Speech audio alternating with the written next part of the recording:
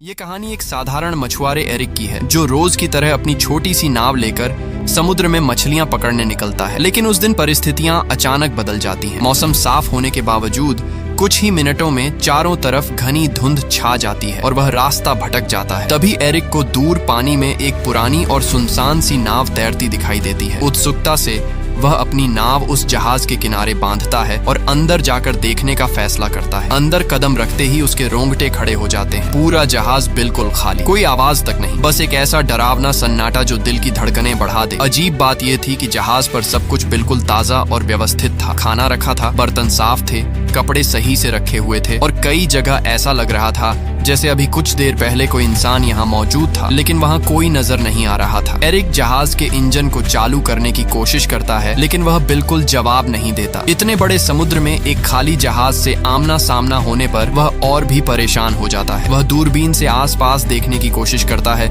शायद कोई दूसरी नाव या मदद का संकेत मिल जाए, लेकिन धुंध इतनी घनी होती है कि कुछ भी दिखाई नहीं देता। आखिरकार वह कंट्रोल रूम में जाता है और रेडियो से मदद मांगने की कोशिश करता है। वह संदेश देता है कि यह जहाज समुद्र में फंसा है और किसी को उसकी आवाज सुनाई दे तो तुरंत जवाब दे। रेडियो पर मैसेज भेजने के बाद एरिक अपने जहाज की ओर लौटने के लिए डेक पर आता है, लेकिन जैसे ही नीचे देखता है उसका चेहरा सफेद पड़ जाता है। उसकी अपनी छोटी नाव वहाँ होती ही नहीं है, जबकि उसने उसे मजबूती से बांधा था। इतना ही नहीं, कुछ ही क्षण पहले तक फैला घना धुंध भी अचानक गायब हो चुका था और आसमान बिल्कुल साफ हो गया था। समय दोपहर का हो चुका था। उसे समझ नहीं आता कि यह सब कैसे और कब हुआ। अब उसके पास कोई दूसरा रास्ता नहीं था। वह वापस उसी रहस्यमयी जहाज में लौट जाता है और नक्शों के सहारे समझने की कोशिश करता है कि वह आखिर कहाँ पहुंच गया है। उसे जल्द ही एहसास होता है कि इंजन ठीक किए बिना यहाँ से निकलना असंभव है। वह पूरे जहाज में औजार ढूंढता है और घंटों की मेहनत के बाद इंजन को ठीक कर देता है। उसके लिए ये सबसे राहत भरा पल होता है, लेकिन समस्या अभी खत्म नहीं होती। वह फिर से रेडियो पर संपर्क करने की कोशिश करता है, लेकिन एक बार फिर कोई उत्तर नहीं मिलता। थका हुआ एरिक ऊपर की तरफ आता है और उसे अचानक पेशाब जाने की जरूरत महसूस होती है। आसपास कोई नहीं दिखता तो वह सोचता है कि जहाज के किनारे जाकर ही निपट लेता है, लेकिन जैसे ही वह किनारे पर खड़ा होता है अचानक कोई उसे जोर से धक्का दे देता है। वह सीधे समुद्र में गिर जाता है। तेज धार और हवा के दबाव में वह वापस ऊपर आने की कोशिश करता है, लेकिन बहुत मुश्किल से जहाज से लटकती रील को पकड़कर खुद को डूबने से बचा लेता है। हिम्मत करके वह धीरे धीरे खींचते हुए दोबारा जहाज पर चढ़ता है। अभी वह पूरी तरह संभला भी नहीं था कि दोबारा नीचे टॉयलेट जाने उतरता है। तभी अचानक कोई जोर से दरवाजा बंद कर देता है। शुरुआत में उसे लगा कि हवा से ऐसा हुआ होगा, लेकिन जब वह बाहर निकलने की कोशिश करता है तो ताला अंदर से बंद मिलता है। यह देखकर उसकी सांसें अटक जाती हैं। वह ताला खोलने की हर कोशिश करता है, यहाँ तक कि जेब से एक सिक्का निकालकर भी खोलने की कोशिश करता है, लेकिन कुछ काम नहीं आता। अब उसे यकीन हो जाता है कि इस जहाज पर वह अकेला नहीं है। कोई है जो दिखाई नहीं देता, लेकिन हर पल उसके आसपास घूम रहा है। किसी अनजान ताकत का उसे परेशान करने का इरादा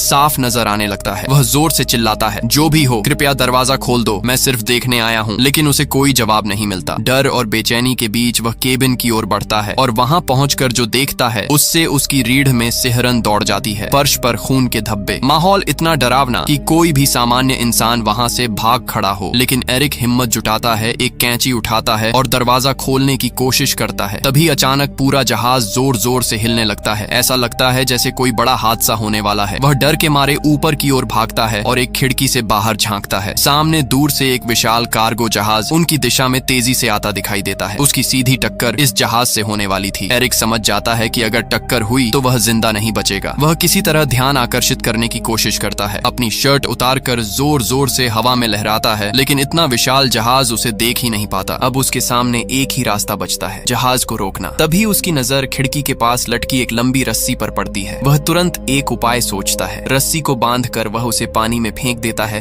ताकि जहाज की गति रुक जाए, लेकिन उल्टा मुसीबत और बढ़ जाती है। रस्सी इंजन के ब्लेड में फंसकर अंदर की ओर खींच जाती है और उसका फंदा सीधा एरिक के गले में लिपट जाता है। जोर की खींच से उसकी सांसें रुकने लगती हैं। हालांकि आखिरी पल में वह एक औजार से रस्सी काटकर खुद को किसी तरह बचा लेता है। रस्सी से गला जकड़ जाने की घटना के बाद एरिक की गर्दन पूरी तरह लाल पड़ चुकी थी। उसका दम घुट चुका था और वह लगभग मर ही गया था, लेकिन आखिरी क्षण में उसने अपनी बची हुई ताकत जुटाकर खुद को उससे छुड़ा लिया। इंजन में रस्सी फंस जाने से नाव की रफ्तार अचानक धीमी हो गई, पर यह राहत बस कुछ ही पलों की थी, क्योंकि सामने से आते विशाल कार्गो जहाज ने बिल्कुल भी रुकने के संकेत नहीं दिखाए। कुछ ही सेकंड में उस भारी जहाज ने उसकी नाव को जोरदार टक्कर मारी। ये टक्कर इतनी भयानक थी कि पूरा छोटा जहाज हिल उठा और एरिक फर्श पर जा गिरा। उसके सिर में गहरी चोट लगी और तुरंत बेहोशी छा गई। जब कुछ देर बाद उसे होश आया तो उसने खुद को फिर उसी बाथरूम में पाया जहां अब पानी लगभग उसकी गर्दन तक भर चुका था। लेकिन जो बात उसे सबसे ज्यादा भयभीत करती थी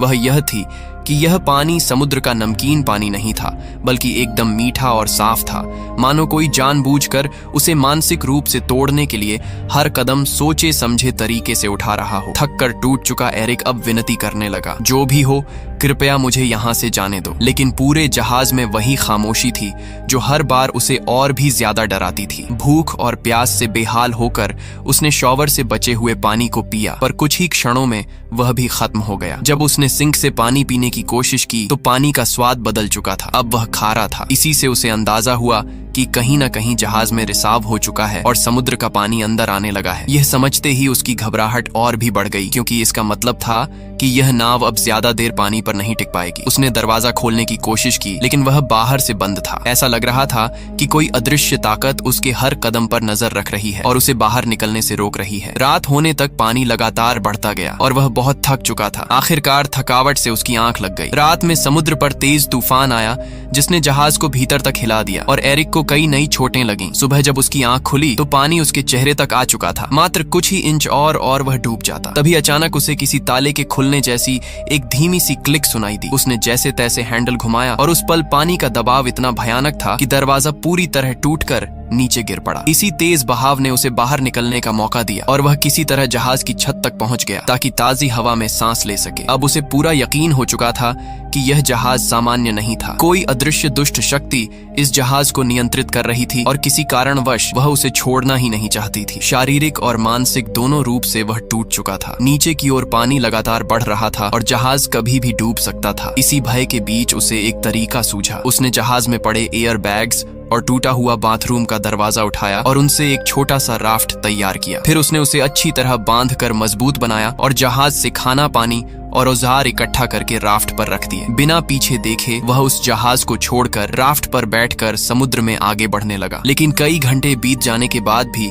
वह उस बड़े जहाज से ज्यादा दूर नहीं जा पाया। सबसे अजीब बात यह थी कि वह जहाज जिसे वह सुबह सुबह डूबता हुआ देख रहा था अब भी उसी हालत में बिना हिले डुले खड़ा था। उसे समझ नहीं आ रहा था कि इतना बड़ा रिसाव और इतना पानी भरने के बावजूद यह डूब क्यों नहीं रहा। तभी उसके दिमाग में एक विचार आया, अगर यह अभी तक नहीं डूबा तो क्यों ना इसे ठीक ही कर लिया जाए। वह वापस जहाज के पास लौटा और सबसे पहले रिसाव को ठीक किया। फिर पाइप और औजारों से एक अस्थाई पंप तैयार किया और धीरे धीरे जहाज में भरा पानी बाहर निकाल दिया। इसके बाद उसने नाव के बाकी हिस्सों की भी मरम्मत की ताकि आगे कोई दिक्कत न हो। काम पूरा करने के बाद वह फिर रेडियो पर गया और मदद मांगने की कोशिश की, लेकिन इस बार भी कोई जवाब नहीं आया। थका हारा वह फिर कंट्रोल रूम में लौटकर नक्शों को देखने लगा। जब उसने इंजन चालू किया तो उसकी उम्मीदें फिर टूट गईं। जहाज एक इंच भी नहीं हिला, मानो समुद्र ने उसे अपनी जगह पर चिपका दिया हो। वह पूरी तरह टूट चुका था कि तभी उसकी नजर दूर एक और जहाज पर पड़ी। यह देखकर उसके अंदर फिर से आशा की एक किरण जाग उठी। उसने तुरंत राफ्ट उठाया